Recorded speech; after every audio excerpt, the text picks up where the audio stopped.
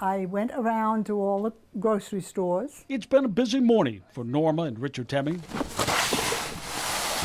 They are just back from another trip to the store, one of many this week, with lots and lots of food.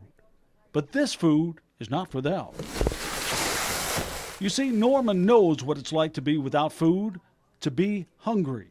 I grew up in England during the Second World War, and I was hungry an awful lot. Her father worked the second shift in a factory 12 to 14 hours a day.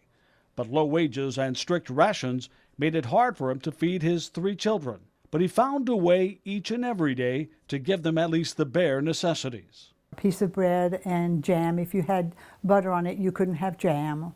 Or if, it was one or the other. Their so-called big meal came at lunch, just before Dad went off to work. It would be a broth with maybe like potatoes in, carrots. I mean, it wasn't what we call a soup or a stew. It was really just something warm to put in the stomach. And then at supper time, it was the same thing. It was a piece of bread, maybe a piece of cheese if we were lucky. And soon evacuees poured in from London, sharing what little food there was.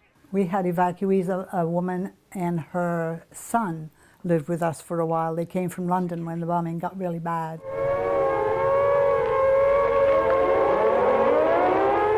The bombing would get closer.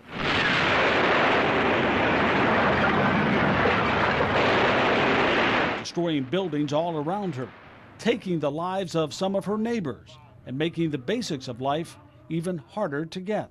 But it would be 2 other visitors that would change her life. American GIs bust into town for a little R&R. Short visits with local families to give them a taste of home.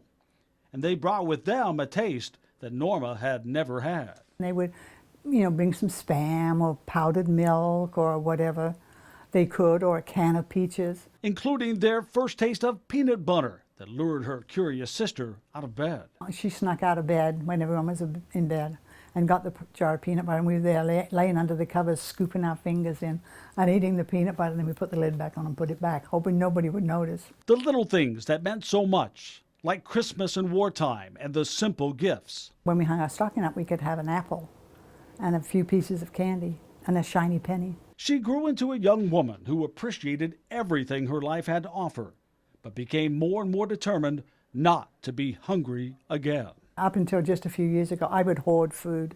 I would buy cases of food, cases of green beans, cases of whatever, soups, because I'd been hungry and I wasn't going to go hungry again. So on this day, she is hoarding again. But this time, it's not for her. I don't know how we're going to unload this. Well, we'll get them all in on the table. Oh my gosh. You want me to get a big tray?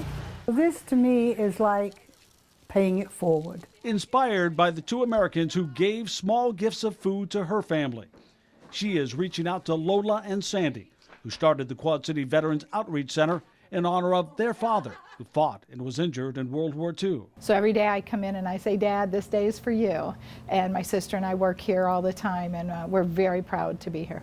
Giving out everything from services like legal help to haircuts to clothes, and yes, food. Lots of food. And on this day alone, 2 carloads from Norma alone. You touch them enough that they go out every day to do something to give back. Oh, there is just no way to explain the feeling it is when Norma pulled up here, her and her husband, with all the food and everything. It's just amazing. Including something Norma never got as a child, but is thrilled to give as an adult, a birthday cake. Remember the veteran last month that told us he wouldn't have had a cake for his grandchildren if it hadn't been for you bringing them. Oh, that's wonderful. It makes me feel good. For all that they have done for us, and then they come back and they're having a hard time and they're going hungry. No, that's not going to work with me. Determined now to keep hoarding, keep collecting, keep charming QCA shopkeepers into making donations. Can't you share just a little bit? I'll say to them. I just need a little bit. If I get a little bit from everybody, that makes a lot. Just like those American GIs who gave her a little, now she's giving back a lot. They gave what they could. They shared with us what they could at the time.